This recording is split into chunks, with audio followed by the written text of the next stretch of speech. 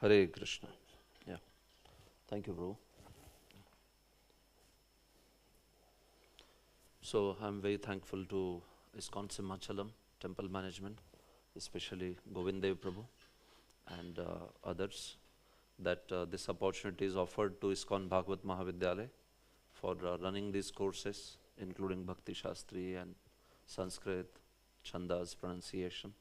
So we feel very happy actually that we are able to have devotees in this part of world also, learning all Sanskrit and these things. In fact, even in India, sometimes devotees are scared to learn Sanskrit. They think like it's very tough and we may not be able to understand or like that. So, but then actually it's very easy, provided one is able to one is just ready to put little bit of effort, then it's very easy. And the benefits are immense once you learn, especially for learning Shastra, memorizing Shastra, the benefits are immense. So we'll just offer a brief prayer and then begin. Om Ajnanatimirandhasya Jnananjana Shalakaya Chakshurunmilitam Yena Tasmai Shri Gurave Namaha Shri Chaitanya Manobhishtam Sthapitam Yena Bhutale Swayam Rupa Kadamahyam Dadati Swapadantikam Vandeham Shri Guroho Shri Yuta Padakamalam Shri Gurun Vaishnavamscha Shri Rupam Sagrajatam Sahagana Raghunathan Vitam Tam Sajivam Sadvaitam Savadhutam Parijana Sahitam Krishna Chaitanya Devam Shri Radha Krishna Padan Sahagana Lalita Shri Vishakhan Vitamscha Nama Om Vishnu Padaya Krishna Presthaya Bhutale Shrimate Bhakti Vedanta Swami Niti Namine Namaste Saraswate Deve Gauravani Pracharine Nirvishesha Shunyavadi Paschatya Deshatarine Namo Mahavadanyaya Krishna Prema Pradayate Krishnaya Krishna Chaitanya Namne Gauratvishe Namaha He Krishna Karuna Sindho Dinabandho Jagatpate Gopesha Gopika Kanta Radha Kanta Namostute Tapta Kanchana Gaurangi Radhe Vrindavaneshwari Vrishabhano Sute Devi Pranamami Hari Priye Vancha Kalpatarubhyascha Kripa Sindhubhya eva cha Patitanam Pavanebhyo Vaishnavebhyo Namo Namaha Jaya Shri Krishna Chaitanya Prabhu Nityananda Shri Advaita Gadadhara Srivasadi Gaura Bhakta Vrinda Hare Krishna Krishna Krishna Hare Hare Hare Rama Rama Rama Hare Hare. Okay, so before we begin, we'll just have a quick round of introduction. Of course, I know now some of you, but we'll just have each one of you can tell your name and also what is the purpose that you wish to learn Sanskrit for? What do you look forward that learning Sanskrit would help? So, what is your primary purpose in learning, so that you can also mention? Yes. So, whoever is ready, we can begin with him. Yes, bro. Yes.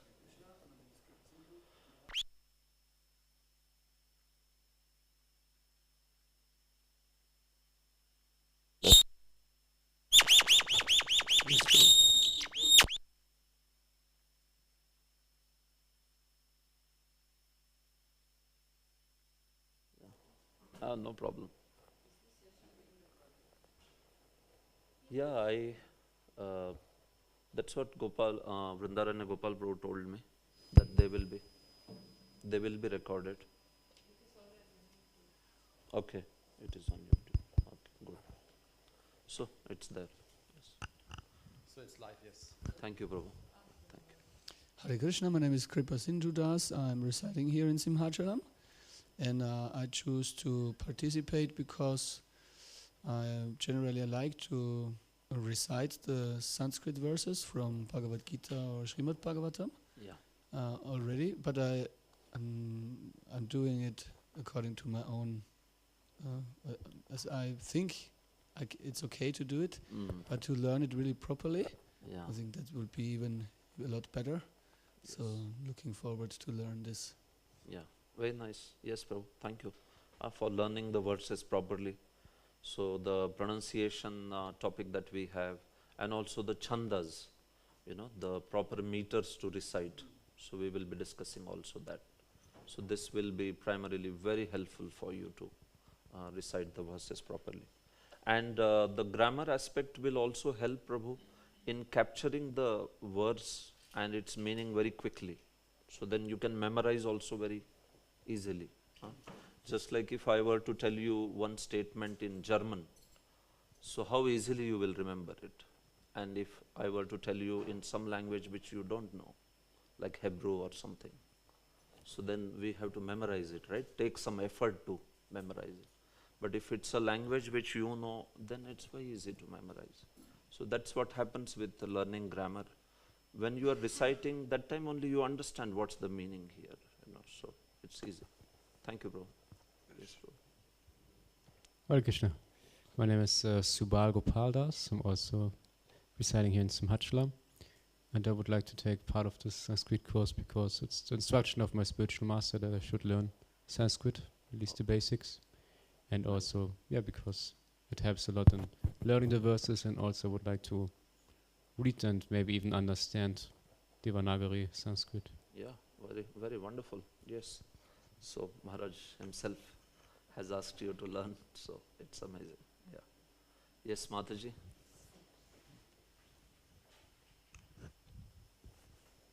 Yes, Mataji. Hare Krishna, my name is Mariana. I don't know, I just love Sanskrit, so I don't Okay. know, I also would like to learn how to recite properly the verses. Absolutely. But Yes, yes, yes. that's it. Yeah, Thank you. wonderful. Yes, learning the verses, recitation very properly. Thank you. Hare Krishna, I'm Gopikita Devidasi, and yet same reason I would like to be able to pronounce the Sanskrit properly. Yes, Found pronounce out yes. 10 years ago that my mum can read because she learnt it in school, but so Oh. in India, so Okay, it's okay, something to follow. amazing. You're from India? Gujarat, but I was born in England, so Okay, you were all born of in this England. is not part of my background, unfortunately. Thank you. Thank you. Yes, bro. Yeah, you can give to Mataji's. Basically, I'm just having a round of introduction where they are telling the name and the motivation behind taking up the Sanskrit course. Yes, Mataji. Hare Krishna, my name is Mohanasini Radha Devidasi.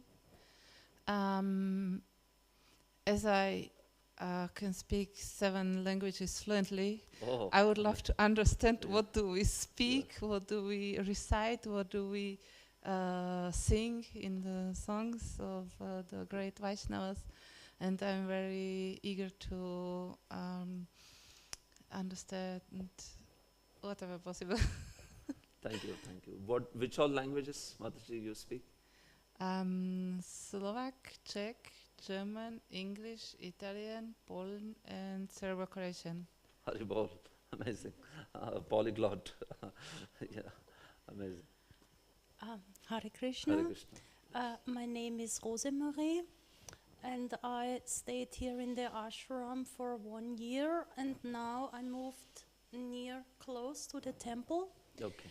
and I want to participate in the temple program, and especially the Sanskrit course interests me because I would like directly understand the verses. Oh, wonderful. And I think that Sanskrit has a very beautiful melody, Yeah.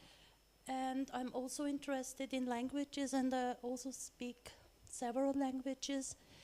And yes, it's the holy language, and I want directly, as I said, understand. Oh, wonderful, amazing. Yeah, to learn the text right from the language, Yes, to the original. directly understand, Yeah. and not what does this mean, Yeah.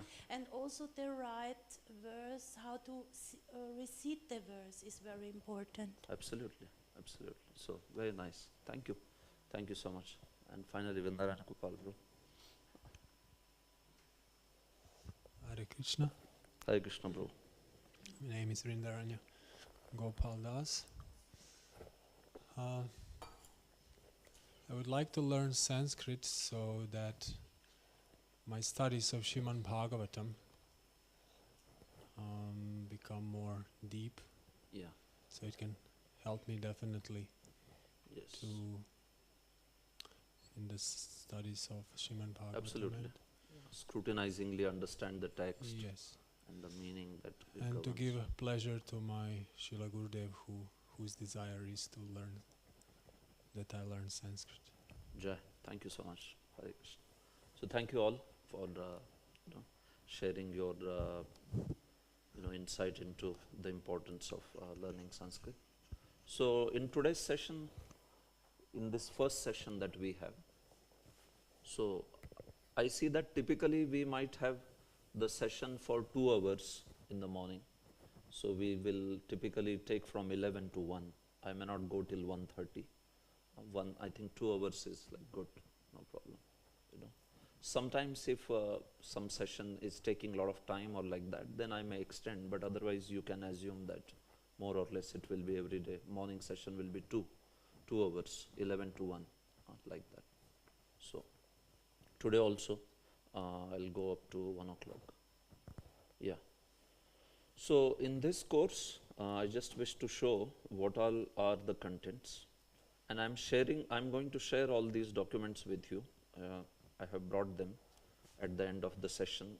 Maybe one of you can copy it and then just share it with others. So this is the Sanskrit Grammar Level 1 course schedule, which we are offering here through ISKCON Bhagavad Mahavidyalaya, Europe. You can see today's session, which is Introduction and Benefits of Sanskrit Study, as well as History of Sanskrit Grammar. So we will finish in rest of the time, 1.5 hours that we have. So yeah, it can be done up to 1.5 to 2 hours, that's it. So that is the first session. Then the pronunciation aspect we discuss for 3 sessions. So you see here this Varna Vichara. So Varna Vichara goes on for 3 sessions of 2 hours each. So like morning session of 2 hours, and then noon also we have, like late evening, 4 to 6, right bro? 4 p.m. to 6 p.m. Yeah. So we will begin the pronunciation Varna Vichar with the evening session today, and then we have 2 more sessions tomorrow, morning session as well as evening session. So that will complete the pronunciation aspect, Varna Vichar. Then we have a Karaka, something called as Karaka in Sanskrit, to understand how in Sanskrit you have a subject, object, verb, how it works. What is a subject in Sanskrit? Karta. What is an object? Karma. Like I will try to strike a similarity between English and Sanskrit so that it will give some sense. I don't know German, otherwise I would have struck the similarity with German and then tried to show. But these concepts are universal, like we will see that in any statement you have a subject, you have an object, and you have a verb, typically, right? Like, Krishna sees Radha, when we say that. So who would be the subject in this statement? Subject is the one who does the action. Yes, Krishna, exactly. What is the action? Sees. And what is the object? Radha. So that's it. So now same thing is there in Sanskrit also. Krishnaha Radham Pashyati. Krishna sees Radha. In English you have subject, object, verb. In Sanskrit also you have subject, object, verb. You just have words for subject, object like karta and karma. These words. So you will learn those, no problem. So that is Karaka Vichar. And that's a very important section in Sanskrit. Once you understand how the verb, subject, object works, then you will process the words very quickly. And then you understand very quickly, how it works. So then there is one important section called as Vibhakti, Vibhakti. So this is a case expression in English. Those of you, if you have just gone through some linguistics and especially study of grammar in a fine-tuned manner, so you must have heard about the case expressions. So anyway, these topics are coming. I am just trying to give you an introduction. So Vibhakti is also one very important topic in Sanskrit. It's like heart of Sanskrit, Vibhakti, like that. So there was one very great South Indian scholar, named as Narayan Bhatta. Any of you have been to Sri Guruvayurappan in South India? It's a very popular temple of Lord Krishna in Kerala, Guruvayurappan. So there was one very great scholar called as Narayan Bhattathiri. He is known as one of the best Sanskrit Pandits ever in the Sanskrit lineage.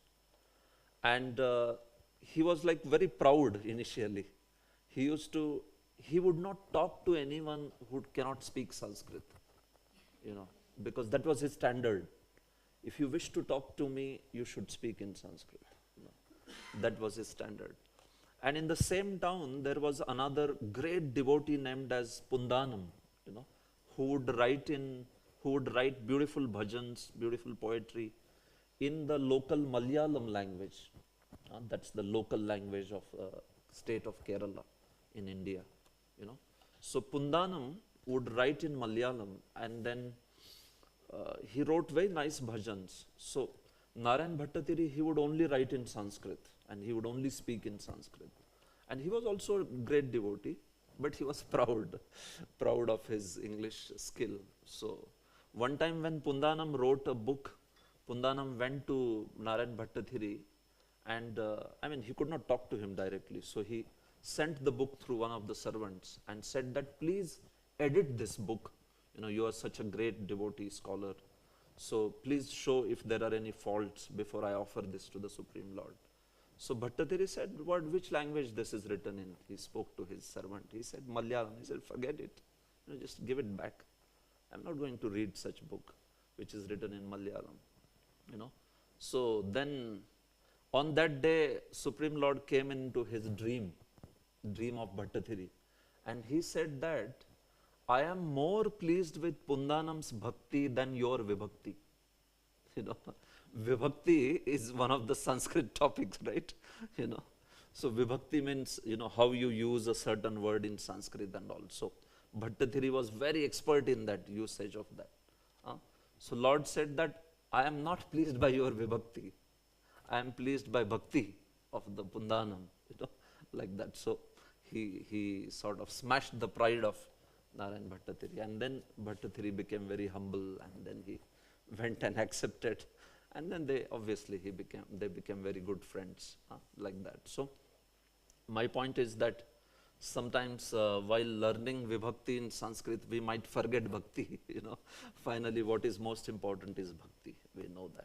We can learn these skills, but yes, Krishna is most pleased with bhakti.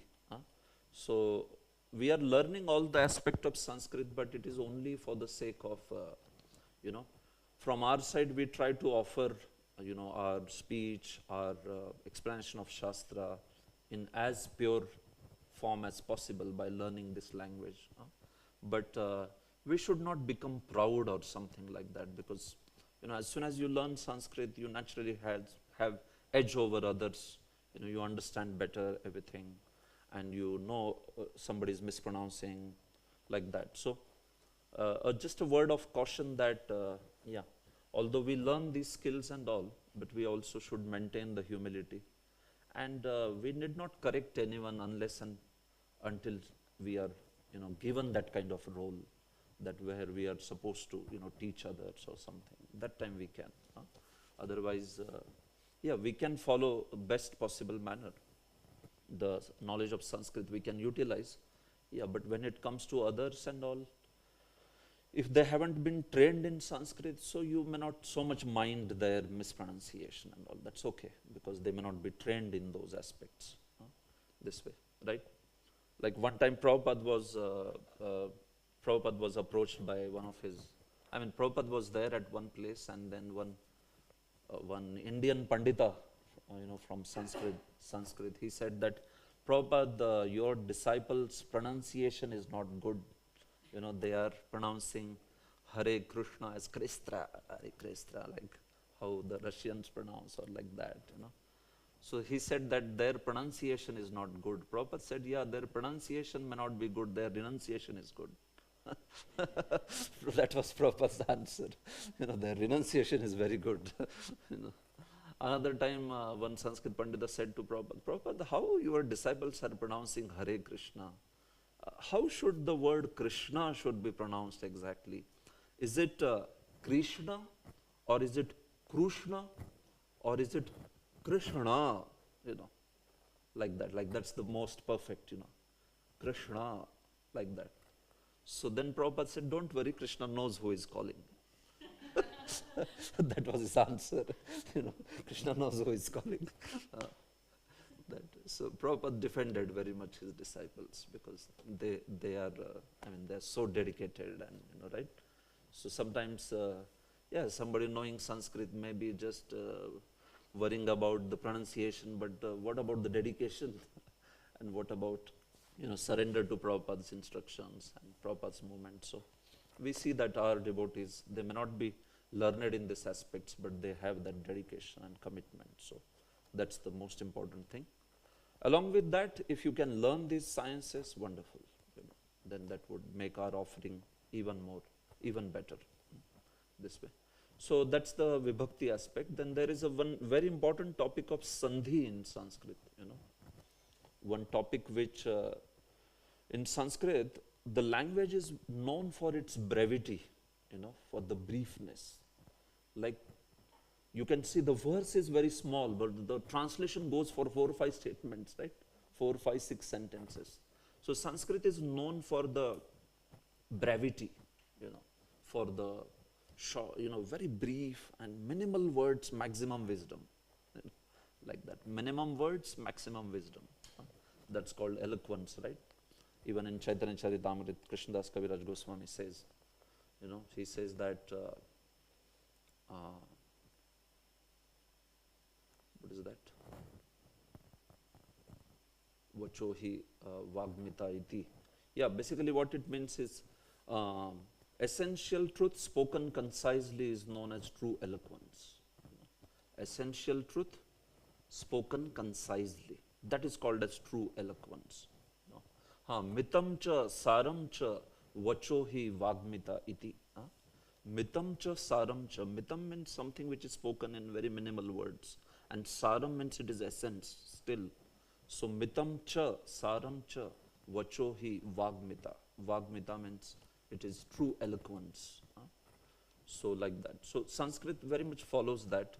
In Sanskrit you have very brief words, but then they have a lot of wisdom in it. So Sandhi is the feature that accomplishes that aspect. So we will see that aspects also in Sandhi.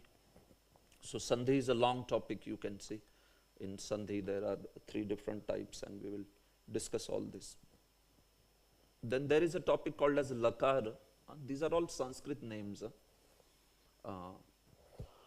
This talks about the tenses, the various kind of tenses. You have simple present tense and simple continuous tense, right? In English also, So those tenses are Lakar. Then you have a Kridanta, Samas, Prayog, Sarvanam. These are all additional topics in Sanskrit, and we will also be discussing this. Finally, we end this course with Chandas. You can see there are 5 sessions dedicated for Chandas, in which we will learn how to recognize a verse, like what meter it has got, and then sing it as per that meter. In Sanskrit, the meter becomes very important. Otherwise, you will sing it in a way which is like not very melodious.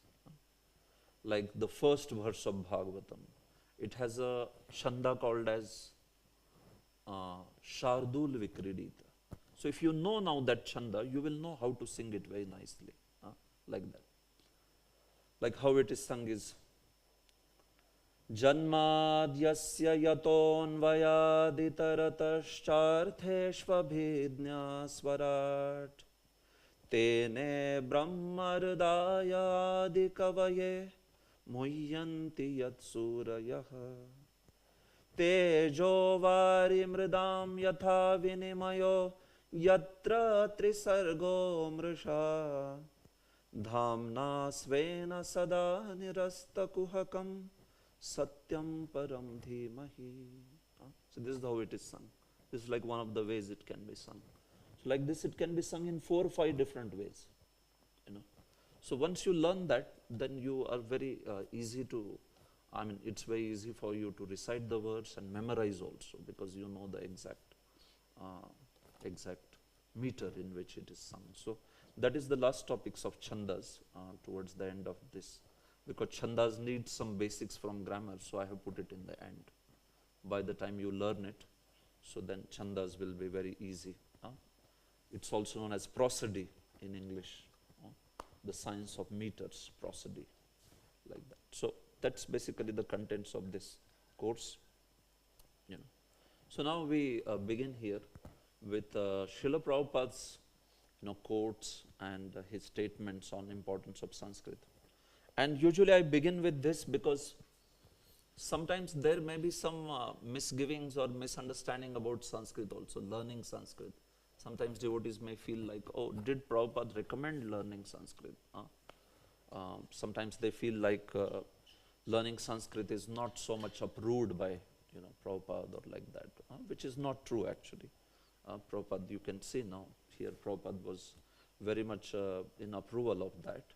Yes, only thing is, yes, as I said, that if you learn Sanskrit, if you know the language very well, yeah, in spite of that, we have to make sure that we maintain the humility and we maintain also the proper respect towards those who may not know it.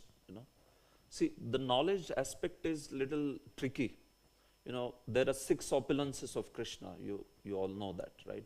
What are those 6 opulences? Anyone wants to tell? 6 opulences of Krishna. Yeah. Yeah.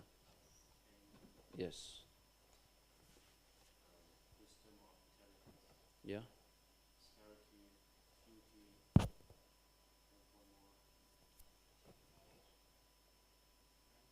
Renunciation. Strength. Yeah. Okay. So you can remember it with abbreviation. We remember SKFBRR. Strength, knowledge, fame, beauty, riches, renunciation. SKFBRR. So strength, knowledge, fame, beauty, riches, renunciation. Like that. So riches is the wealth. Yeah. Beauty, riches, renunciation finally. Aishwaryasya samagrasya viryasya yashasha shriya jnana vairagya yoho shannam bhaga itingana. That's the verse from Vishnu Puran. So if you know the verse, then you remember also those. So out of the 6 opulences of Krishna, anybody possesses those opulences usually. So in this world also, anybody possesses those opulences, then one tends to become proud, right? You have a great strength, then you will say, I am the greatest, like that. Somebody has great knowledge, somebody has great fame. But the Shastras mention that especially for the spiritualists, out of 6 opulences also, the 2 are very deadly. Because if those 2 opulences come, then it's quite likely that they will be proud. You know which one? Out of 6, 2 are there, which can often make us feel that we are very greatly advanced. Knowledge is one, very clearly. What could be the other? Renunciation, very good. Yeah. So these 2 opulences often may be thought to be signs of spiritual advancement, because you have a great knowledge. Somebody may think that I have great knowledge, so I am very advanced. Or somebody has a great renunciation also, but not necessarily that such a person may have bhakti, right? Sometimes Mayavadis have great enunciation, but they may not have bhakti. No? They may have great knowledge also, but they may not have bhakti. So, with knowledge and renunciation, it is said that a spiritualist has to be very careful. You know, you have a great hefty body, great strength. It's very likely that you will be proud, especially in devotee circle, right? I have great strength. Who becomes proud by that? No. He knows that this is body, I am spirit soul. Similarly, for other aspect like wealth or fame or beauty, they are not so much problematic, but knowledge and renunciation can be very, they can make really one think that I am very advanced or something. So that's why, especially when it comes to Sanskrit, because you understand the text in the root manner, so you get a very great grip on the text actually. I mean, you will understand it so well that then, yeah, it's important that we, in spite of knowing it like that, you know, we also maintain our feet on the ground and we understand that bhakti is something which is, you know, apart from knowledge. I have to have bhakti also. The knowledge can be helpful. So, let's see now, Prabhupada, what does he say? These are quotes from his lectures, purports and letters. And I will ask some of you to read, you know, we can read and discuss quickly on this. So this is from Chaitanya Charitamrita. Yeah, anyone wants to read? Mike, who has? Yeah. Yes.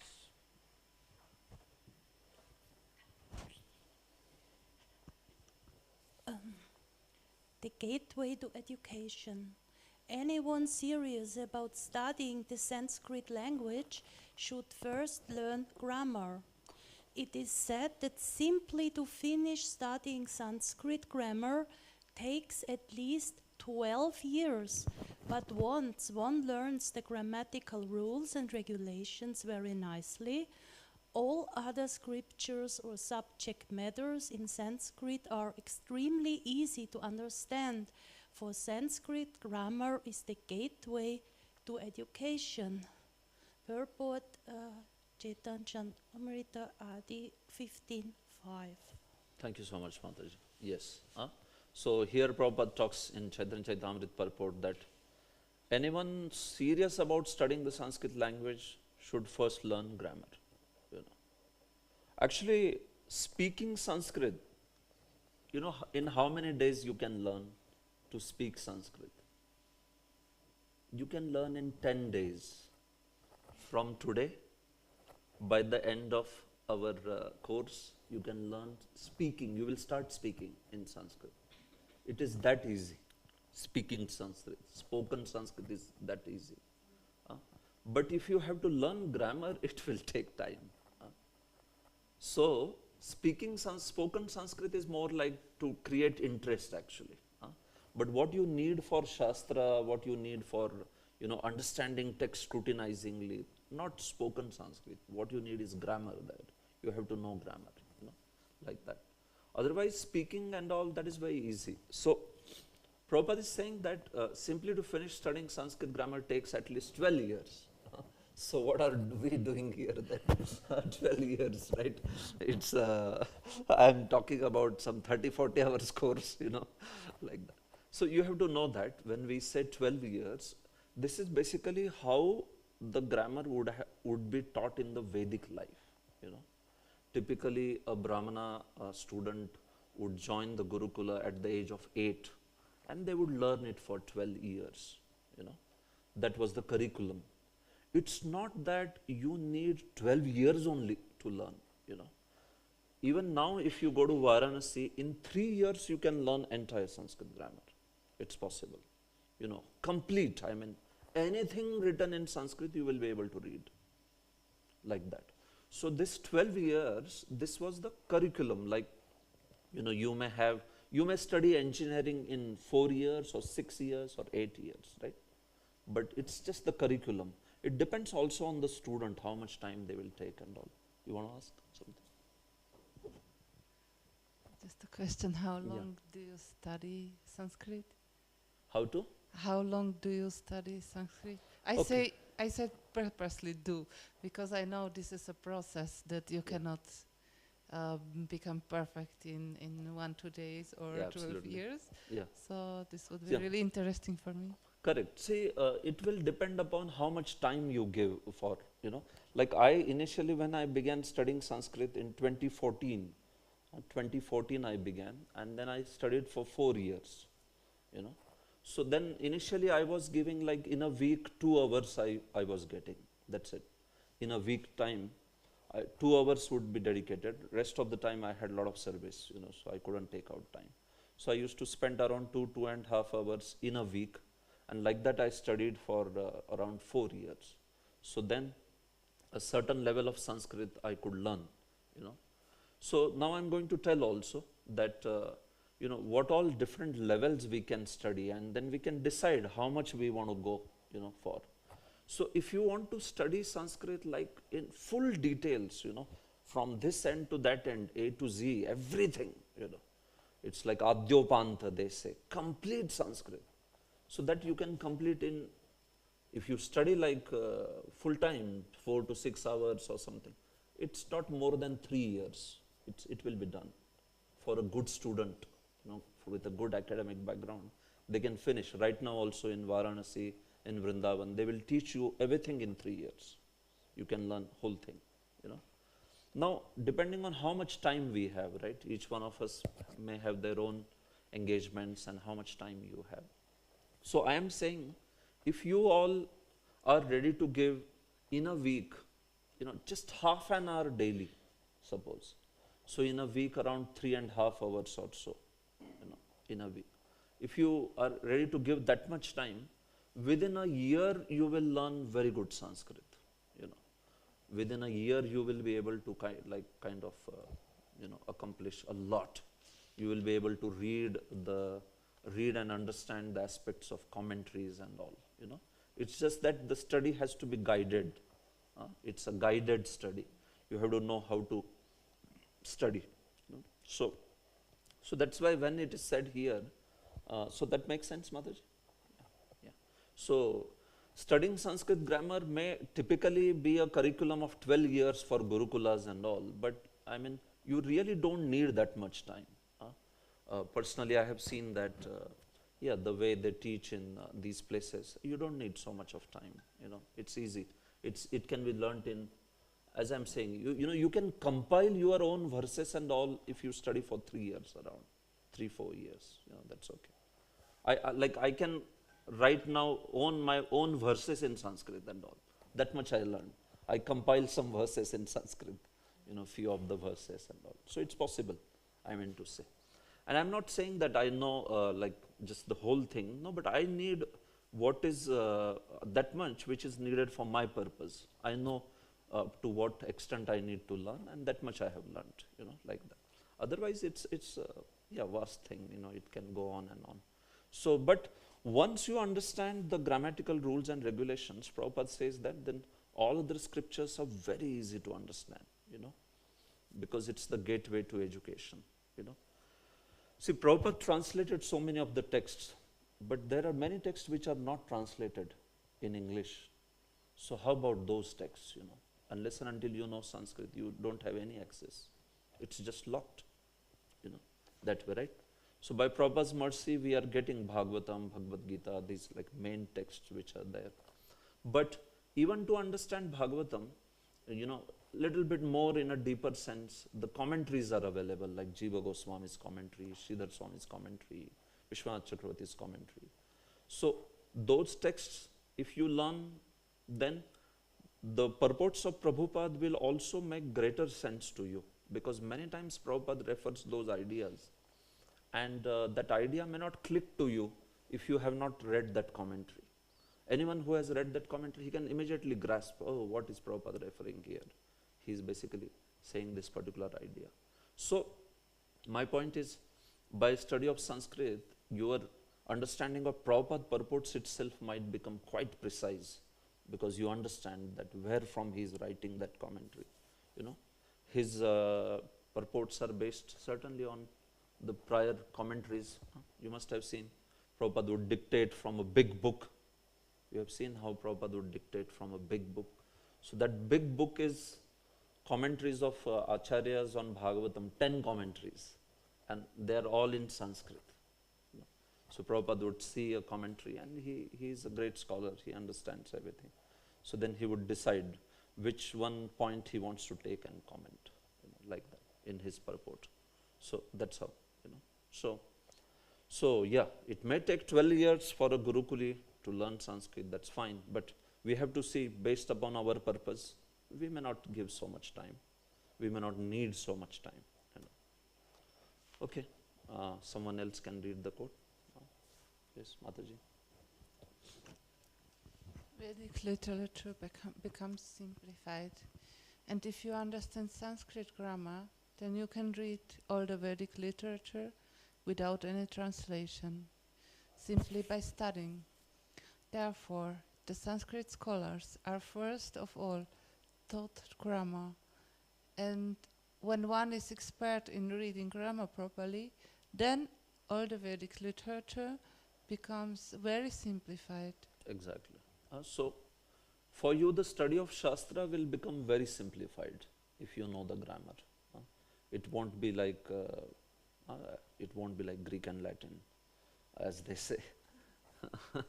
Yeah, it would be Sanskrit, which you understand. So, yeah, because that's how, you know, the study of Shastras is also done in a manner that you always learn the original language of the Shastra, you know.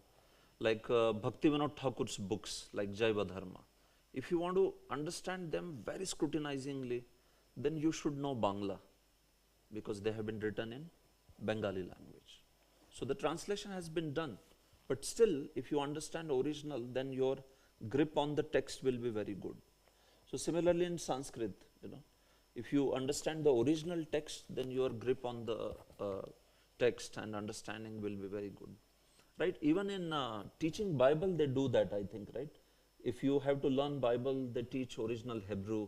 You know, if it's Old Testament, then they teach Hebrew, or if it is New Testament, yeah, then I think it's English, right? New Testament is in English? Yeah, mostly. The Old Testament is in Hebrew. So they typically then study the original language, anyone like that. Even in India, even there are some Muslims who take to study of the Vedas and study of the Bhagavatam and all. So that time they also learn Sanskrit first, you know, because they know that this is the original language. So unless and until you understand the text in its originality, there may be some chance of misunderstanding, you know, or also somebody is arguing with you, then it becomes very difficult for you. Like typically, Sarva Dharman Parityajya. Now take that verse. Sarva Dharman Parityajya Mam Ekam Sharanam Vraja. Very popular words of Bhagavad Gita. So now typically, you may argue on the meaning of that verse, but a Sanskrit scholar may say to you, no. That Vraja has a dhatu called as Vraj. And then that dhatu, the verbal root, it governs a certain meaning. So now it's difficult to argue with that kind of analysis, right? You may know the philosophy and all that, but still if somebody gets into textual analysis, then in order to deal with it, you also have to know the textual analysis. Otherwise, then it's like slightly difficult to, you know, argue against. So that's what the Mayavadis do, or that's what the, you know, academic scholars do. They know the text very well, so they might argue on the basis of the original text. So if you know the language, then you can easily deal with it. You know, you can tell that this is not correct interpretation. It should be like this, that way. So this is it. Okay, this is another Prabhupada's quote. You know, somebody. Yeah.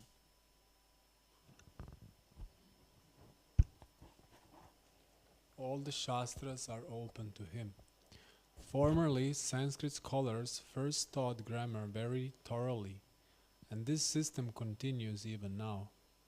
A student was supposed to study grammar carefully for 12 years in the beginning of his life, because if one is expert in the grammar of the Sanskrit language, all the Shastras are open to him. Sri Chaitanya Mahaprabhu was famous for teaching grammar to students, and therefore Keshava Kashmiri first referred to his position as a teacher of grammar. Yeah. So all the shastras are open to such a person, who knows the grammar like that. In the Vedic scriptures, the grammar, there are, we will come to that.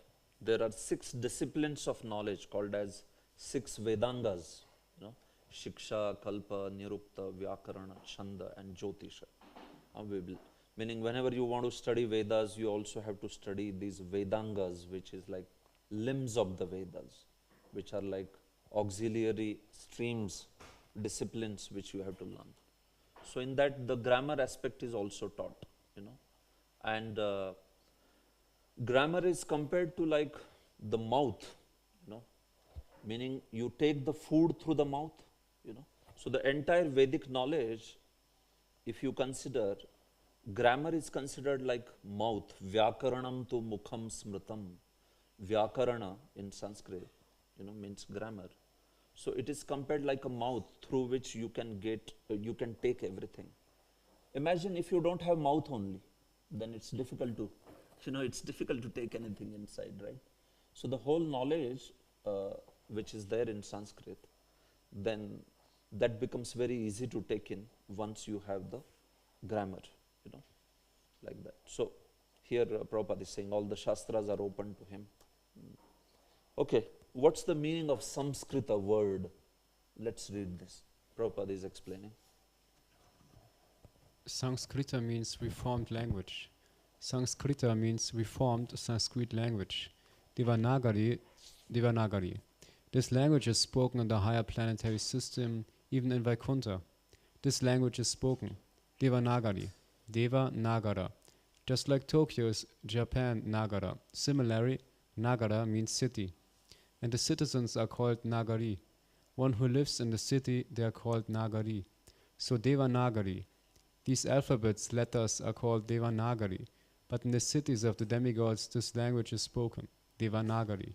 Yeah, so Prabhupada is writing a letter in which he is explaining Samskrita. So the anglicized version, English version of Samskrita is Sanskrit. Sanskrit, you know that word. So that's basically anglicized version of the word Samskrita. How the word is originally pronounced in Samskrita language is Samskrita. Samskrita, like that.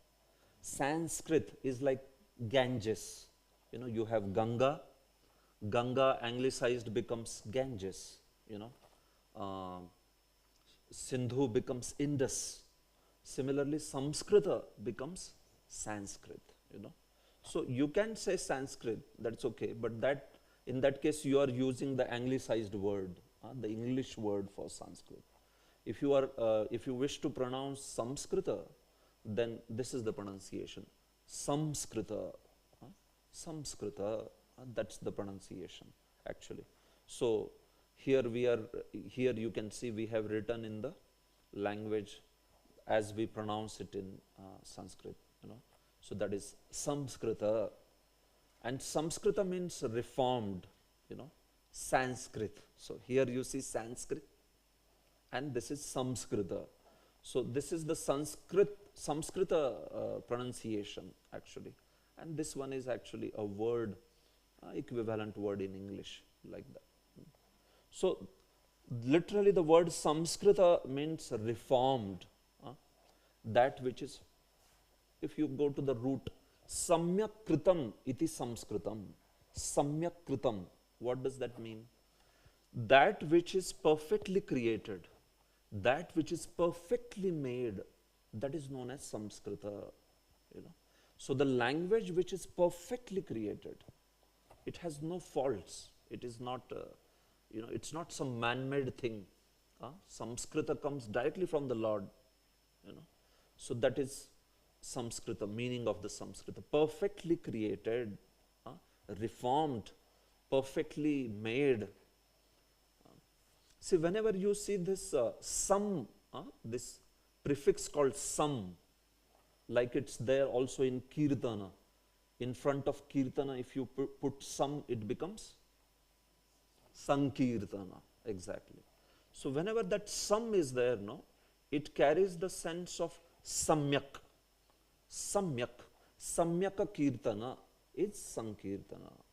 Samyak krita is samskrita, like that. So whenever that sam comes, you know that it is samyak. And samyak means perfect. Perfect in Sanskrit, samyak means perfect. So whenever you see that sam, no, you can connect it that sam means, perfect. It means samyak. So, yeah, kritam is done or created. Done. Kritam means that which is perfectly done, that which is perfectly created, that which is perfectly made. That is basically kritam. So, samyak kritam, that is samskritam. That way. So this language is perfectly created, it is perfectly made, it's like polished, it is not having any the faults or something. Yeah. Yes. So where does the language come from? So Srila Jiva Goswami, he has written a grammatical treatise, grammatical book known as Shri Harinamamrita Vyakaranam. Harinamamrita Vyakaranam. So it's amazing that the whole grammar, in those days, grammar study would be a very great enterprise. I mean, people would take to study of grammar for 3-4 years, like that. So Srila Jiva Goswami wrote grammar sutras in such a way that the whole study of grammar becomes the study of holy names. So that is known as Harinamamrita Vyakaranam, like that. So because it's a huge effort, no? So then Jiva Goswami said, let's turn it into study of the holy names, like that, this way. So in that, the first sutra is Narayanad Udbhutoyam Ayam Varna Kramaha. This language or these letters of Sanskrit, they come from Lord Narayana. So actually Lord Narayana, when he breathes out Vedas, Lord Narayana, by here we mean Mahavishnu. So Lord Mahavishnu, when he breathes out universes, he also breathes out along with the universes the Vedas. They come out of his breathing. And Prabhu, in that Vedas is also the knowledge of Sanskrit, the language, everything. So who creates this language? Lord Narayana creates this language. Mahavishnu creates this language.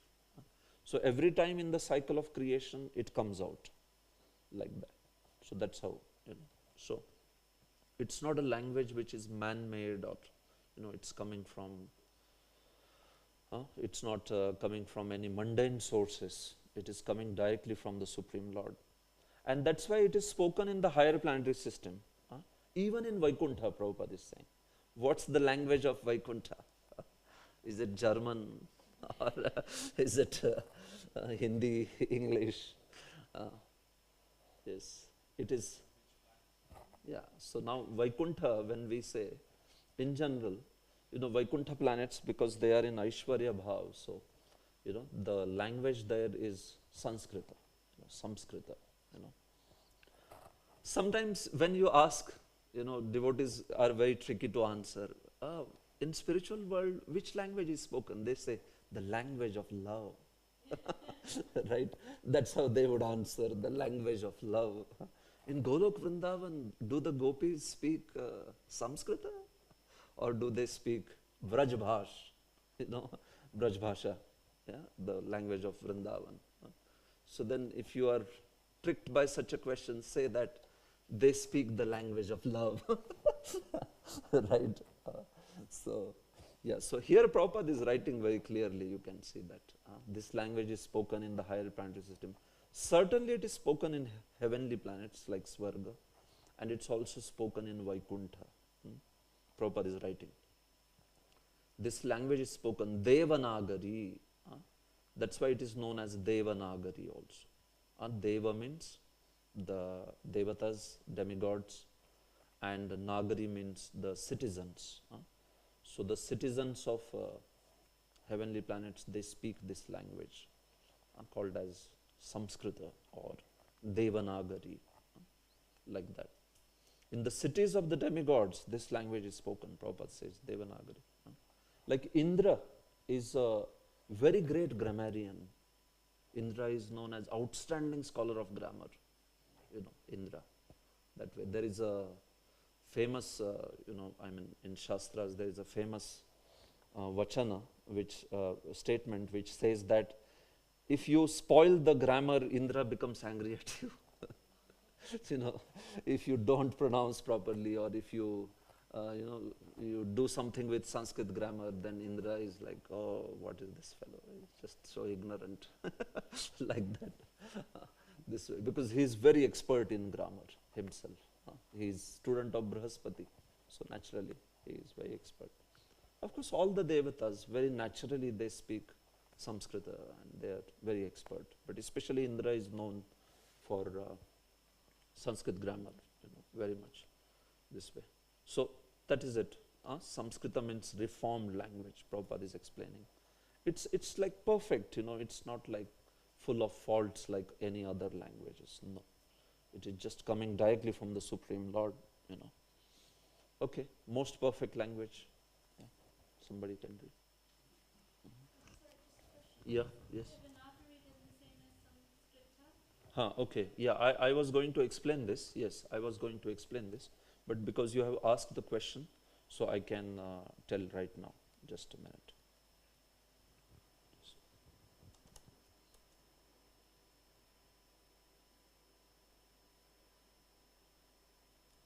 Just a second. I wish to show you one document.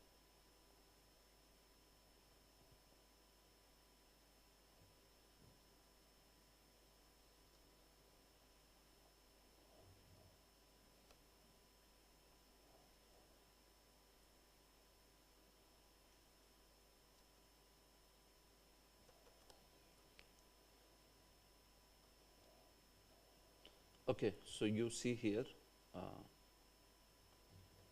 Bhasha and Lipi. You are able to see? Yeah. There is language and there is script. Sanskrit is Bhasha and Devanagari is the Lipi. So, the language is Samskrita, but the script in which you write, that is known as Devanagari. Like you can write Samskrita, this same language, in Devanagari script. You can also write it in Roman script, right? Like in Prabhupada's books, do you find the language Sanskrit written in Roman script or not? We find it.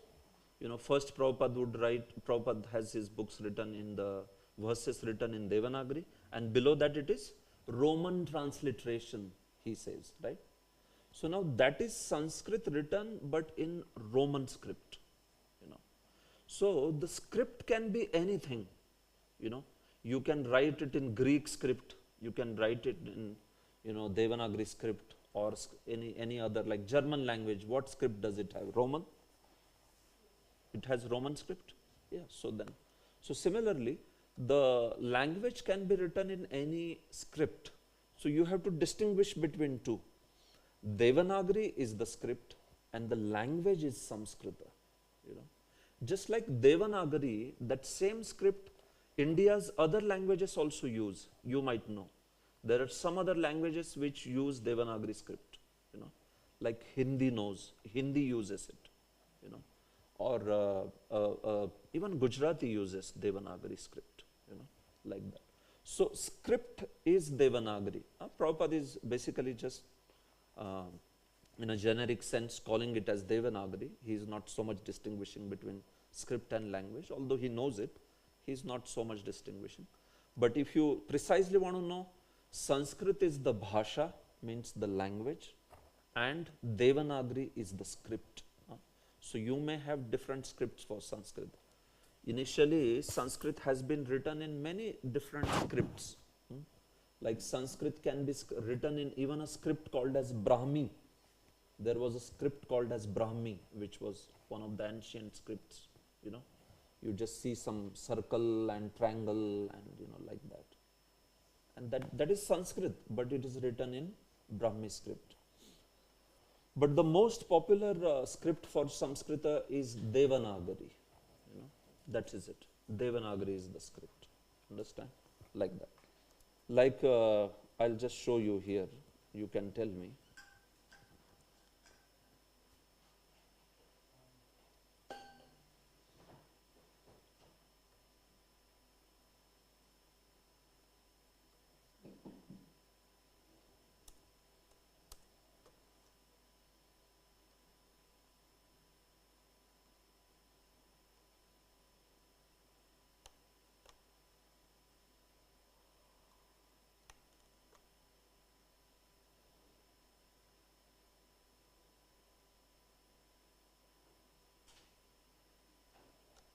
So you see now here,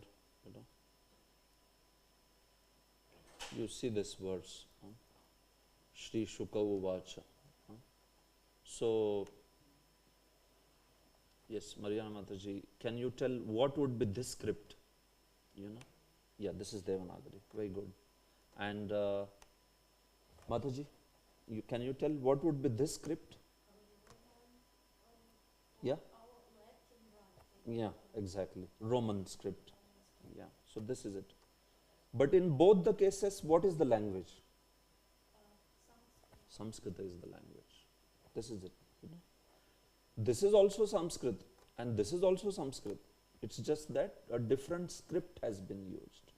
Here the script is Roman and here the script is Devanagari. This way. But when it comes to the translation now, Sri Shukadeva Goswami said, what is this language? English. And what is the script? Roman. Yeah. So you understand? Like that. The language and the script, you can distinguish between two. So a lot of Sanskrit by Jiva Goswami or Vishwanath Chakravarti has been written not in Devanagari, not in Roman also.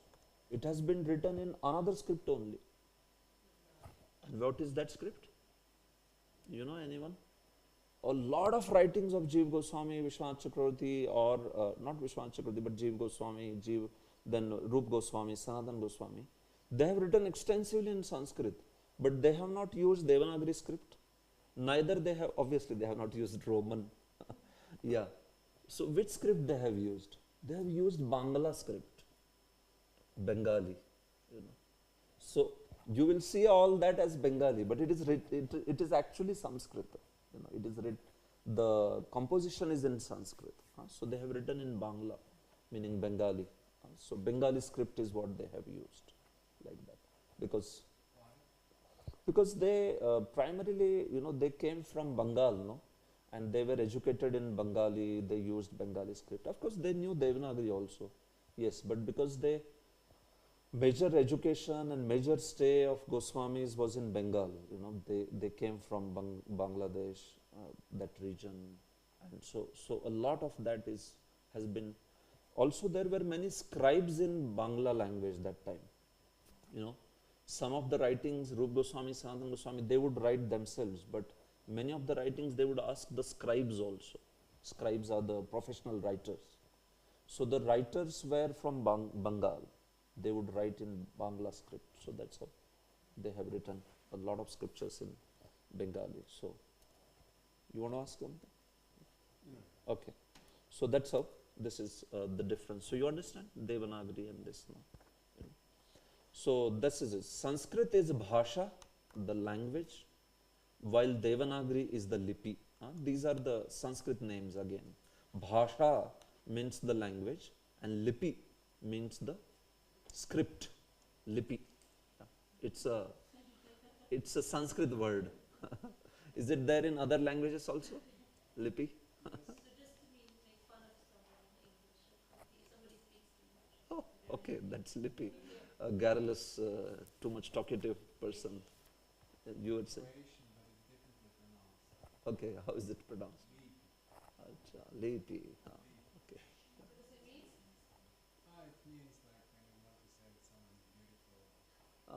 Okay. So, yeah, the word is there. So in Sanskrit, Lipi means script. Okay. So Sanskrit can have other scripts also, like Brahmi is one script, Telugu. A lot of Sanskrit has been written in Telugu script. Or Bengali, as I said, Roop Sanatan have written also in Bengali script a lot. This way. So this is it. So yes, Prabhu, most perfect language. The most perfect language. Yes, Sanskrit is spoken not only on Krishna Loka, but also in higher planets of the demigods. It is called the language of God and the demigods. It was spoken also on this planet when people were all godly. They used to speak in Sanskrit. Sanskrit is the origin of all languages of the civilized peoples. It is most perfect, not only descriptive. The word Sanskrit means the most perfect, because not a single word you can pronounce without having a bona fide principle. It is not like the English language, but put with irrational difference in pronunciation, no principles. Sanskrit isn't like that, and therefore it is perfect. It isn't whimsical. English poetry has one line, 1 inch long, next line 600 inches long. Sanskrit is not like that. There are strict principles, and it is so beautiful. Therefore, in Sanskrit language, not only an ordinary man can become a poet. No other language of the world can be compared with it. No other language of the world is so perfect as Sanskrit. Any language near to Sanskrit language, like Bengali, is nearer to perfection. Sanskrit is pronounced same way here or there. It is standard. Yeah, thank you, bro. So Prabhupada is saying Sanskrit is spoken not only on Krishna Loka, but also on other in higher planets of the demigods. So it is spoken in Vaikuntha, it is spoken in Dwaraka, it is also spoken in higher planets. Yes. So Prabhupada is saying that Sanskrit, again he is talking that it's most perfect because it's governed with very strict rules of pronunciation. Sanskrit is a phonetic language. You understand what is a phonetic language? Phonetic means it will have only one particular pronunciation. Like in Hindi, if I say H-I-L-L, in English, H-I-L-L, hill, H-I-L-L. But if I say H-I-K-E, how do you pronounce it? Hike. You didn't pronounce hick. It should have been hick, no? H-I-K-E. But you pronounced it as hike. Shri Shri Lakshmi Prahlad Narasimhadev Bhagwan ki. So H-I-L-L, hill is being pronounced, as hill, but H-I-K becomes hike, although you have used the same I. So Prabhupada has used here, see, but and put. B-U-T, how do you pronounce B-U-T? But. So then P-U-T should be pat. Why it's not pat? It's put. So B-U-T is but P-U-T is put. So Prabhupada, that's why he's saying it's irrational difference in pronunciation. See, maybe even the English linguistics may have some sort of explanation for that. Maybe Mataji knows or others know, They may have some sort of explanation, but Sanskrit is a phonetic language, means a word will be pronounced exactly in that same manner. You will never have some, based on the word, some different kind of pronunciation. No. If it is ka, it's pronounced as ka only. You connect it with anything, it will be pronounced as ka. If it is a, it will be pronounced as a only. Whenever you connect it with any word, it will be pronounced like that only. So that's called a phonetic language. I will get into details once I start teaching. It has a very systematic rules of pronunciation. It will not be like whimsical, just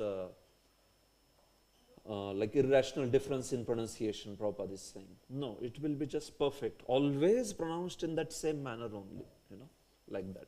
Like here, you becomes, you is being pronounced as a, but here you is being pronounced as u, put, you, put. So it will not be like this in Sanskrit. Every vowel or consonant you will pronounce exactly in the same manner, always, this way. Also, Prabhupada is putting some point on poetry. Like in English, also you may have a poetry in which one line is 1 inch long, another line is very, 600 inches long. Prabhupada is saying. But in Sanskrit, you have to have fixed number of syllables if you are writing a poetry. Otherwise, you disqualify, as a poetry. Yes, Mataji? Yeah.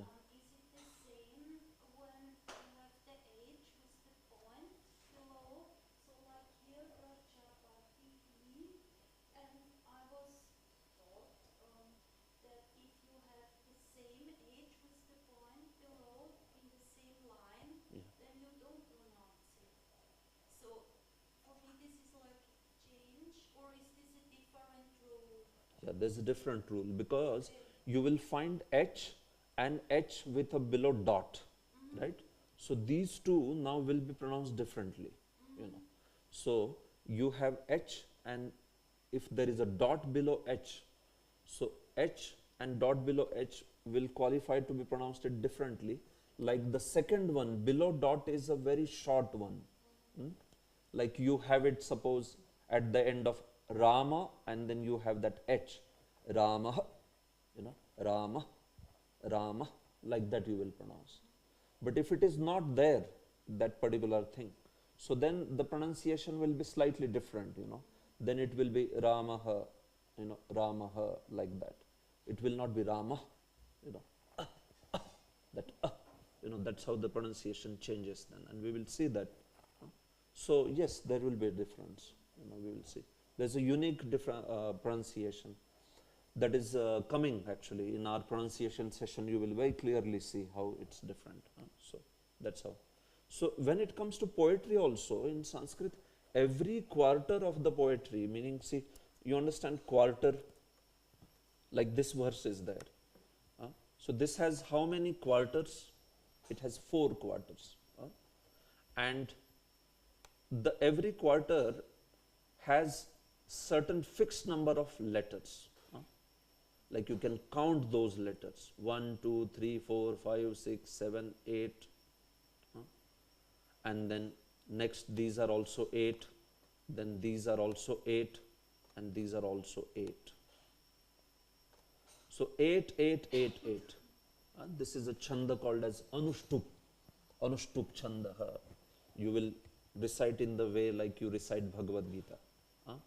Evam metan nigatitam prashtvan yad bhavan mama nradam yan mriyamananam manusheshu manishinam. This is how you will pronounce. So in Sanskrit, this every quarter has to have a fixed number of letters. You cannot put like 8 letters here and then 10 there and then 15 in some other. That kind of poetry is considered to be poetry with faults. It is rejected in Sanskrit. You call it as Bhagna Chanda. Bhagna Chanda means the meter is broken there completely. So the meter is broken, so it's considered a dosha, it's considered a fault in poetry, But when you write poetry in other languages, maybe it's possible. You can have one line with, Prabhupada is saying 6 inches long, another 100 inches long. It's possible, right? So that's how. But in Sanskrit, it's not like, it's very strict. So your syllables also have to be perfectly counted and put there. So you can understand how difficult it must be to compose verses in Sanskrit. So if you have 15, then 15, 15, 15, 15. You have 8, then 8, 8, 8, 8. You have 11, 11, 11, 11, 11. You can't just, There are some combinations there. The first and third can also be equal. And second and fourth can be equal. We will see that in Chandas. But yeah, basically the rules are very strict. So it's not that easy to write poetry in Sanskrit.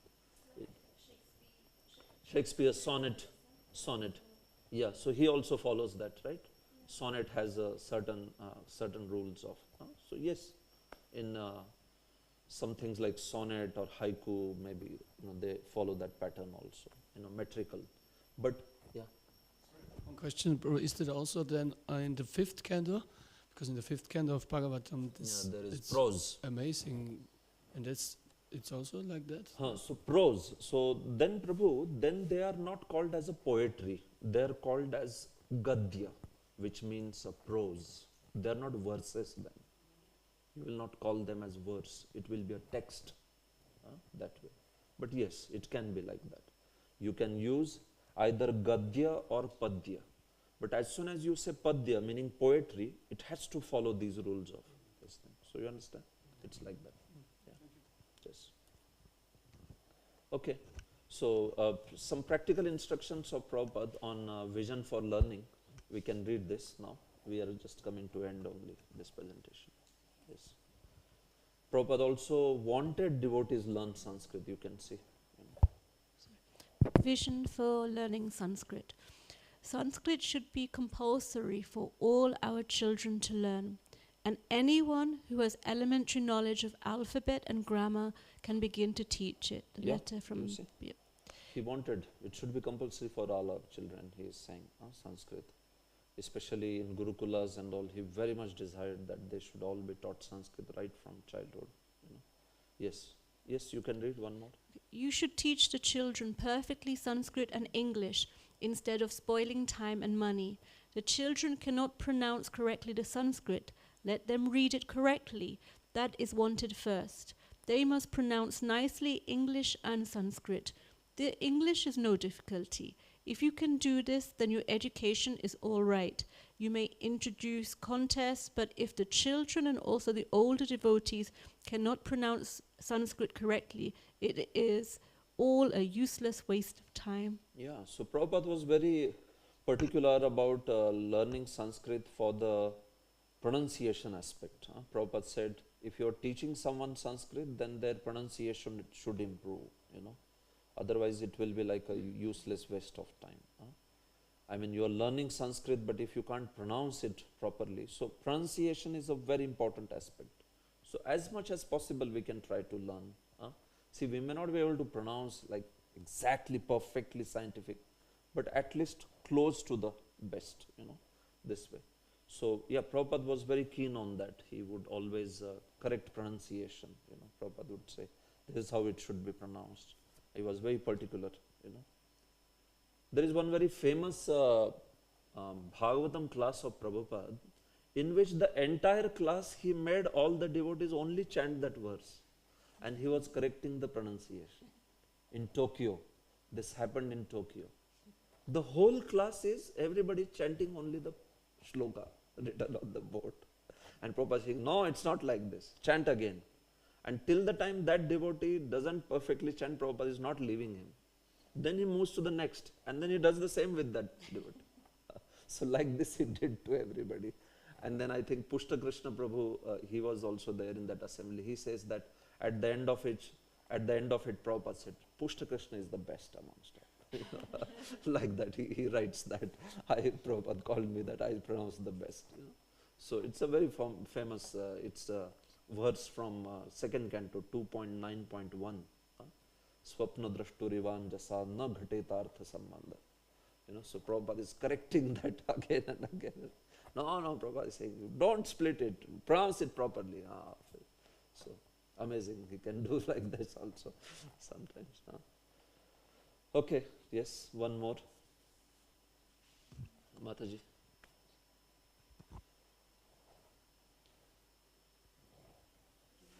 Yeah, please read.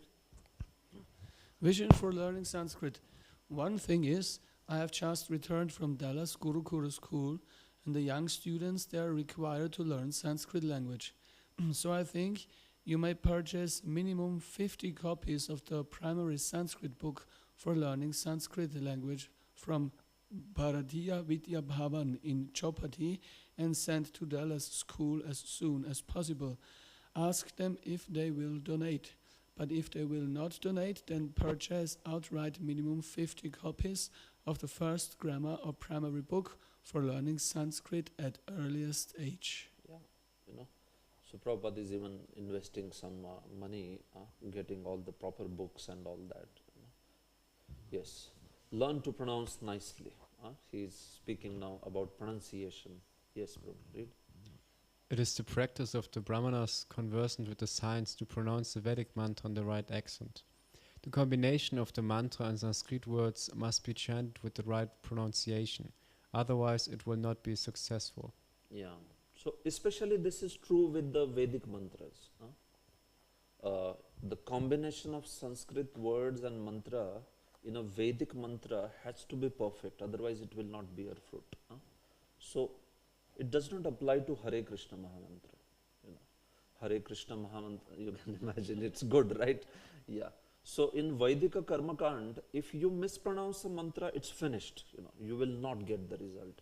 And in fact, you will not get the result, you will get the punishment. You know. So like this happened in the famous case of Tvashta. So Tvashta, when he was pronouncing that mantra, Indra Shatro Vivardhasva, Indra Shatro Vivardhasva, Indra Shatro Vivardhasva. So instead of pronouncing as Indra Shatro Vivardhasva, he pronounced that Indra Shatro little bit longer. You know, Indra Shatro Vivardhasva, Indra Shatro Vivardhasva. So that O was not needed.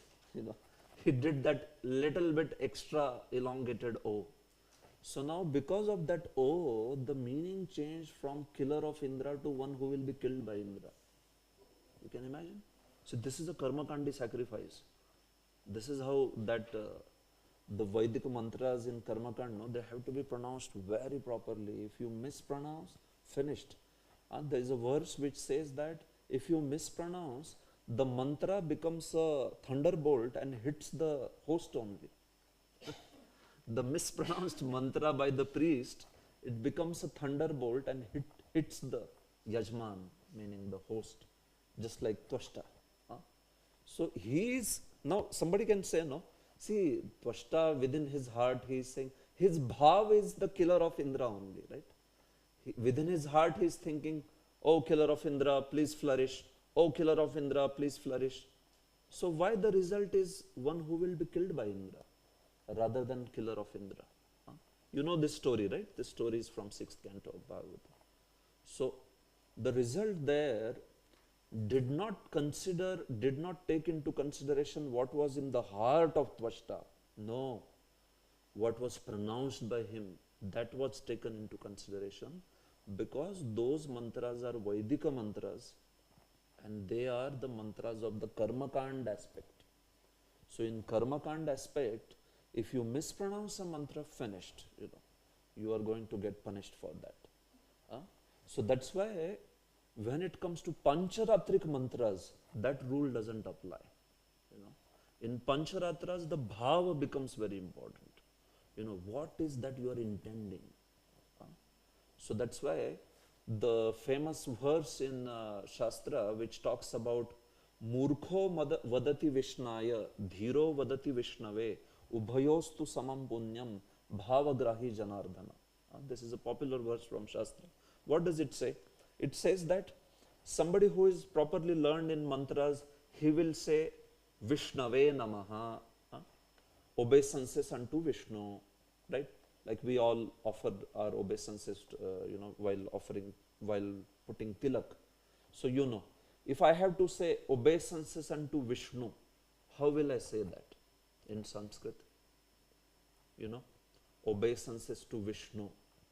If I have to say obeisances to Krishna, how will I say that? Yes, Namaha, yeah, Namaha is for obeisances.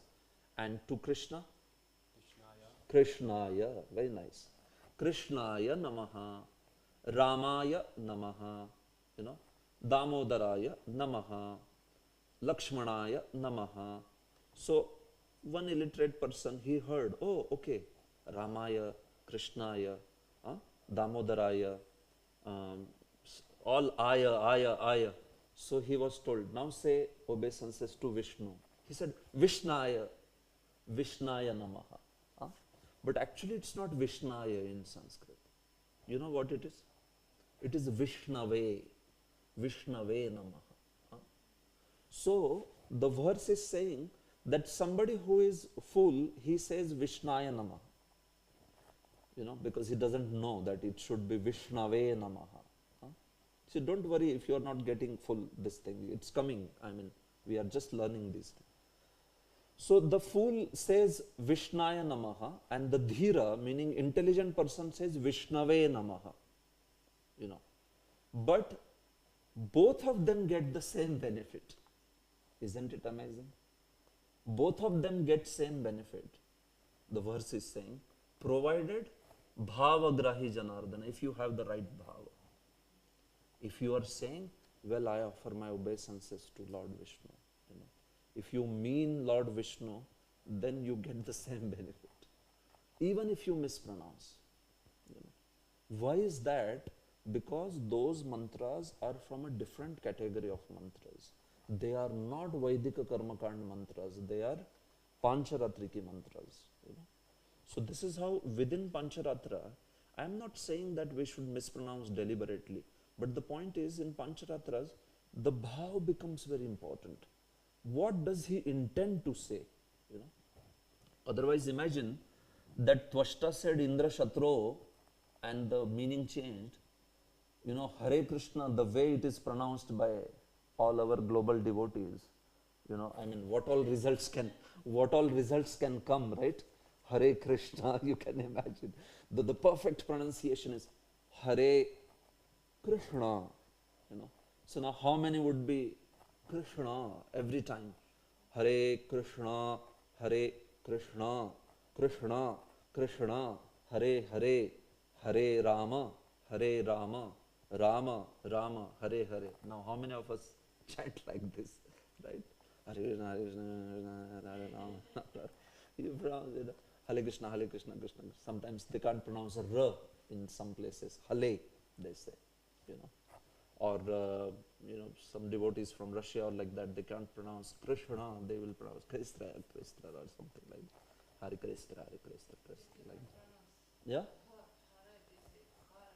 Her, yeah, exactly. So now, if Hare Krishna Mahamantra had that consideration like Karmakand mantras, what would have happened? You can imagine, right? It would have been a disaster. Every time we sit for chanting, something is being created. Some sort of demon is being generated. Like that. No, but that's not happening because Hare Krishna Mahamantra is not a Karmakandi mantra, which follows that Vaidika process of, proper accent and this and that, like that. So although it is from Upanishads, Hare Krishna Mahamantra is from Kali Santarana Upanishad. It is a Upanishadic mantra. But it's not a karma kandi mantra, it's a mantra of bhakti. So in bhakti, the bhava becomes very important. What does he intend? He or she intend? That's important. But this is not true with the Vaidika mantra. You can't say there that, Tvashta's bhav was that he was saying killer of Indra. No. What was he pronouncing? Why did he mispronounce it? So mispronounce means finished. You will not get the result. And you get a punishment, in fact. Pratyavaya, that's called pratyavaya. The opposite effect, this way. So that's why typically in Vedic Brahmanas and all, you will find that they are like very precise in pronunciation. Anyway, in Kali Yuga, nobody pronounces properly. Kali Yuga is like this now. Even the best of Brahmins we see from South India, they will make some mistake. Because that's Kali Yuga. It's like that. Everybody makes mistakes. Even they make mistakes. So we can try to learn as much as possible and be as perfect as possible. But what I'm saying is, it's very important also that the bhakti element should be there. Otherwise, without that, especially in the Pancharatric worship that we do or chanting of Hare Krishna, we may not get much benefit, even if we are pronouncing very properly. Because, Krishna is finally Bhaktyamam Abhijanati. This is there. Yes, so that's the point. Yeah, Prabhu, read further. I am very glad to learn that you have begun to teach Sanskrit pronunciation to our students. please see that they can pronounce very nicely the Sanskrit verses in Bhagavad Gita, Srimad Bhagavatam, Ishopanishad and Brahma Samhita, and teach them to chant conjointly as they chant Hare Krishna Mahamantra. Yeah, so this is also Prabhupada's desire, you can see. Our devotees should learn to chant nicely the Sanskrit verses, Bhagavad Gita, Srimad Bhagavatam, Ishopanishad, Brahma Samhita, all this. Huh? Fine. It's just coming to end now. Yes, Prabhu. Read. Learn to pronounce nicely. Your teaching of Sanskrit pronunciation has been very much successful. I was just thinking of teaching our students the pronunciation of the Sanskrit verses in the Bhagavad Gita, Srimad Bhagavatam, etc. And by Krishna's will, you have already begun this. It will be a great help for me if the students are taught to pronounce in Sanskrit vibration. It will be another effect of transcendental sound vibration. Yeah, so Pradyumna Prabhu, Prabhupada's disciple who helped him with Sanskrit word-to-word meanings and all. In Prabhupada's Bhagavatam, a lot of word-to-word meaning is given by Pradyumna Prabhu. Like Prabhupada primarily worked on the translation and purport aspect. A lot of word-to-word is by Pradyumna Prabhu. He has helped. So Prabhupada is saying that he is very happy that he is teaching Sanskrit pronunciation to his disciples. Okay, how many more we have? Okay, this is one important. Yeah, you can read this. This talks about the diacritics aspect. Yes, bro? In reply to Jayadvaita's question, henceforward, the policy for using diacritic markings is that I want them used everywhere, on large books, small books, and also BTG. If there is any difficulty with the pronunciation, then after the correct diacritic spelling, in brackets the words pronounced as may be written. So even on covers the diacritic marking should be used. We should not have to reduce our standard on account of the ignorant masses. Diacritic spelling is accepted internationally, and no learned person will even care to read our books unless this system is maintained. Yeah. So, you see, Prabhupada was very particular on the diacritic markings. He was using both, like you can see these diacritic marks. Like here you see there is one apostrophe on S. And then also there is one bar on I. So it has a specific sense that brings in pronunciation, right? Like Shri, like that. So you are comfortable? How many of you are comfortable with these diacritic markings? You understand them very well? Yeah, most of you. Yeah, dots and apostrophe and what it means. Yeah. Okay. So because yes, when you are learning Sanskrit, no, one thing is, some of you who are willing to learn Devanagari, you can start putting that effort to learn Devanagari. So we will also encourage that. But even if you, like learning Devanagari, it takes some time. Even if till that time you are comfortable with the diacritics, this Roman transliteration, then we are good to go, no problem. Even if you don't know Devanagari, and you can take that effort slowly to learn Devanagari, because anyone knows Sanskrit, they should also know Devanagari script. But even if right now, even if you don't know Devanagari, that's fine. You can go ahead with the diacritic marks, but at least that you should know nicely. So if you don't know these diacritics marks, please see Sanskrit pronunciation guide at the end of Prabhupada books. You can find, and there you can see very clearly. I will also, as I am progressing through now pronunciation sessions, I will also explain. But yeah, so this is something which if you know, then you are very, then you know how to pronounce it very nicely this way. So this is it. Prabhupada is making one very nice statement. We should not have to reduce our standard on account of ignorant masses. Somebody might feel like, oh Prabhu, you are teaching Sanskrit, but anybody who knows Sanskrit, So even if you mispronounce, how does it matter? So the masses, the audience may be ignorant, but we don't have to be ignorant, right? So in outside world, when we are having our audience, and the audience may not know, but that doesn't mean that we also don't know. No, we can learn. We should be properly presenting, like that. Because in the audience, even if one person is learned, he will or she will see that, oh, you don't know Sanskrit properly. That's why you are mispronouncing and all that. So, irrespective of the audience, I mean to say the whole world may not be so much keen on Sanskrit now, but because we are presenting a language of Shastra, so we can ourselves be perfect, this way. Okay.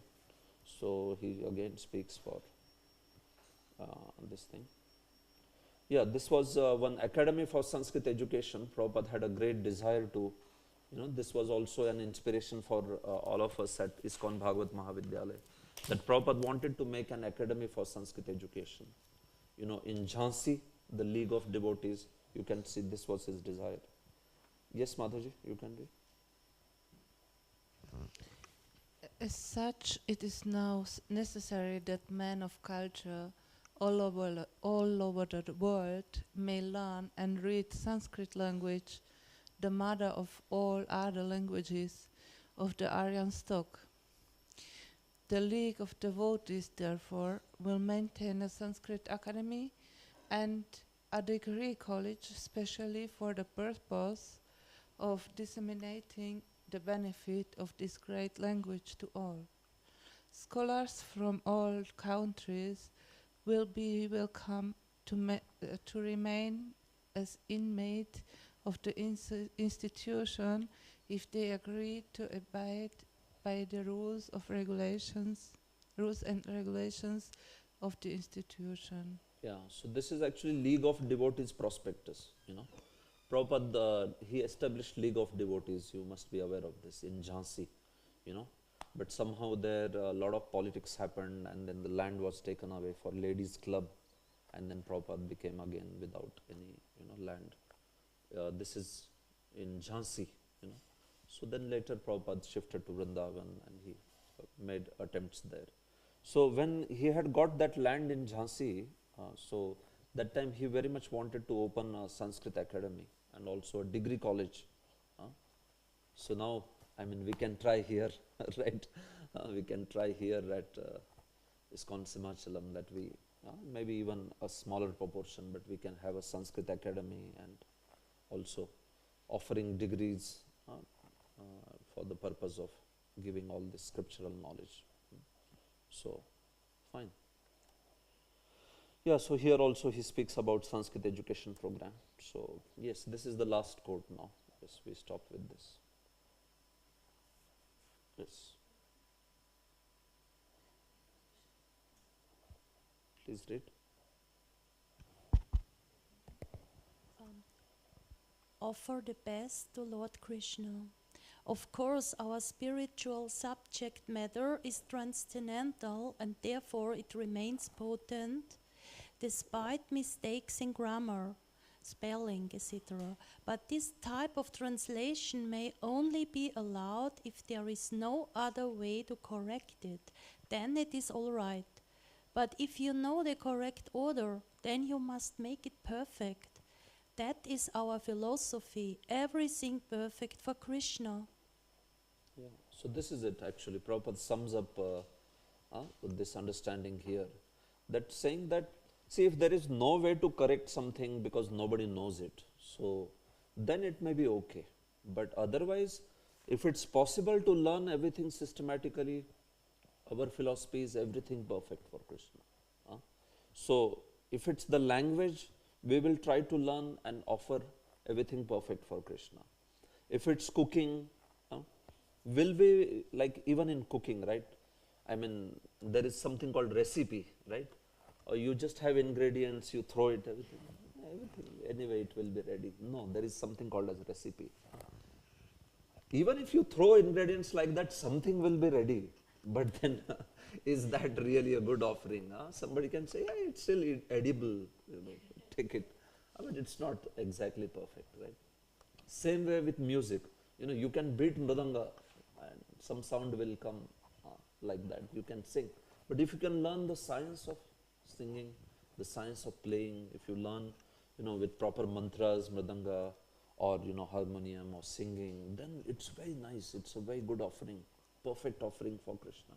So similarly with the language, right now also, we are offering our, singing, recitation to the Lord. But if you know also the science, then it can become very perfect, Especially the morning prayers and all. Now, you will see in the pronunciation class, like so many of the mistakes happen in our morning prayers also, because we never knew it. It's like this. But if you learn it, then you will see that, oh, okay, this is how it is. Now I understand. So I have been mispronouncing all these years, But now I know what is right. So you can learn in that manner, and then it would be perfect. Then it would be properly pronounced and all that. So what I am going to do in pronunciation is also take all these prayers, like morning, the Sansardavanala, that Gurvashtakam, and then also the Sima Pranam, and then also all other Sanskrit prayers that especially we have. So we will also go through them just to see that, how it's pronounced very properly this way. So then we become conscious, and it's a very nice, perfect offering for Krishna. So this is applicable in any stream actually. Anything that you want to serve, if you can serve it with proper science, if you know proper science of that thing, and if you serve Krishna with proper science, then it's like perfect offering. So that's our philosophy. Prabhupada says, offer the best, everything perfect for Krishna. And this way. So we can try the same with the language, with the recitation, with the prayers and everything this way. So that is it. That's all I had in this presentation. So are there any questions? We can take maybe some questions on this discussion. Yes, Prabhu.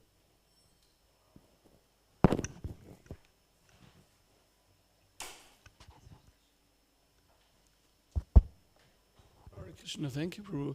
Maybe you will talk later about it, but one question I asked myself often was the letter F.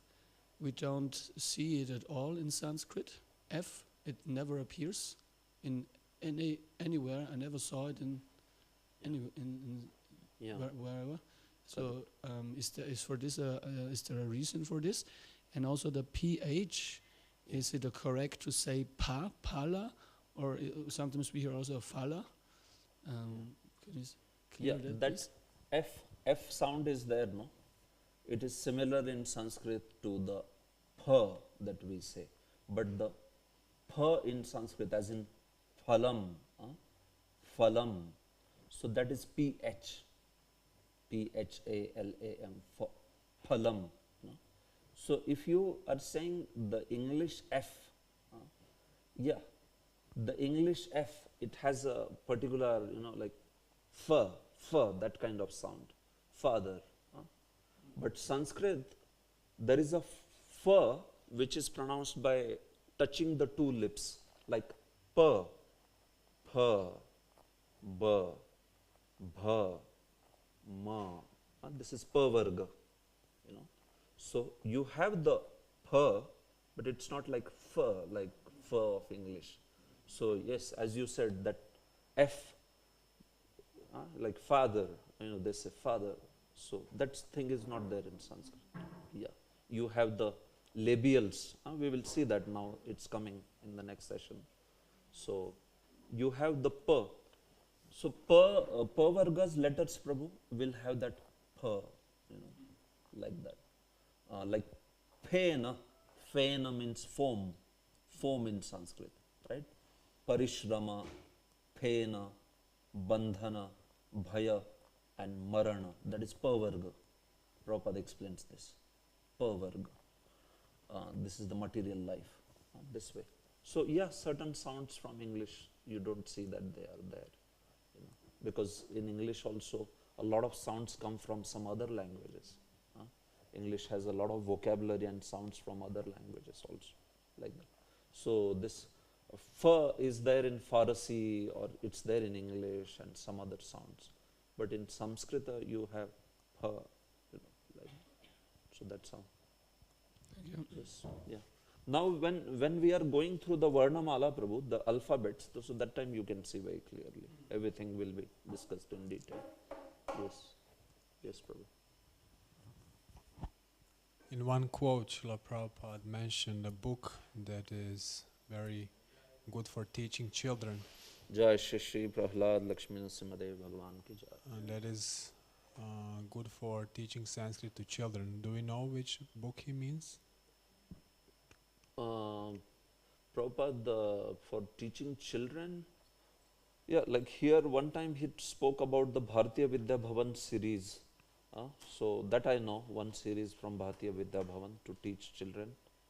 So that I have with me. It's available still? Yeah, it's available, still it's available. Yeah, so that is one I certainly have. If you wish, you take it. Yes, thank you. I'm also going to share other books and materials with all of you. So it's just coming now. All. Yeah. Yes, you have something?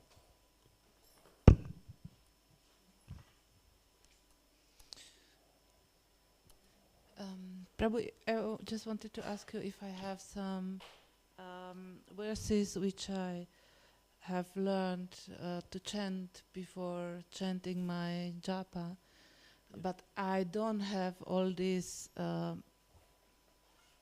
didactics. Diacritics. Diacritics on that. Maybe could you help me to find out what is the Are real? they the verses from like which scriptures they are from? I'm not sure. I have learned it from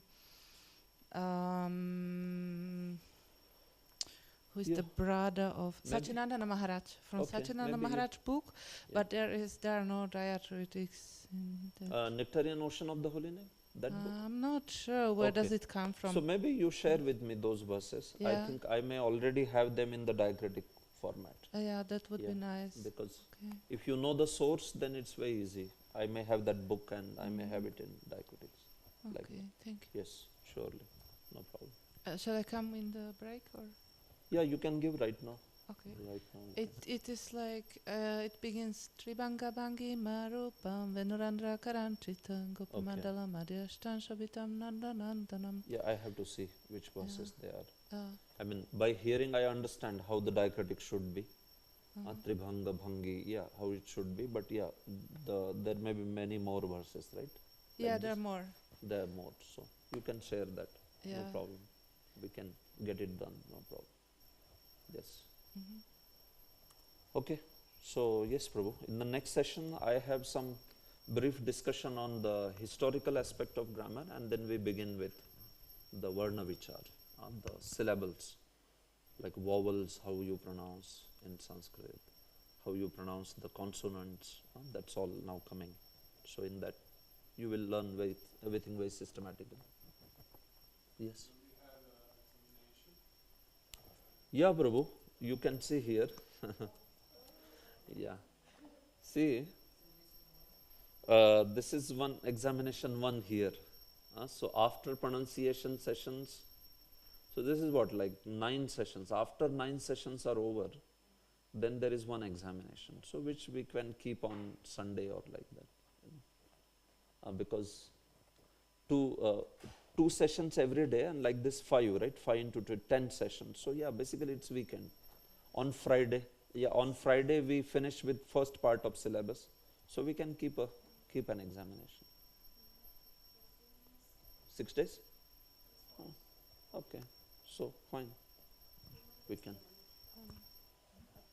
I mean, yeah, I'm okay. We can take, and we can have exam on Sunday or something. You can study, and it will be easy. It's not like that difficult. This way, and then one another examination at the end of the course. This way. So, memorize few things. Yes, yeah, some things for memory, and some things you will have to also demonstrate by speaking. Some are like practical. You have to say it, demonstrate. Okay. Fine, then we can stop here. Srila Prabhupada ki jai. Hare Krishna. Hari Bol.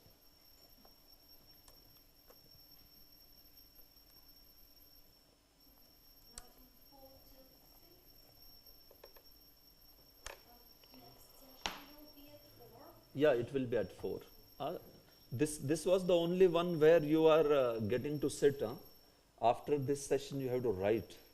You will have to work on it. Yes, it will not be a pravachana.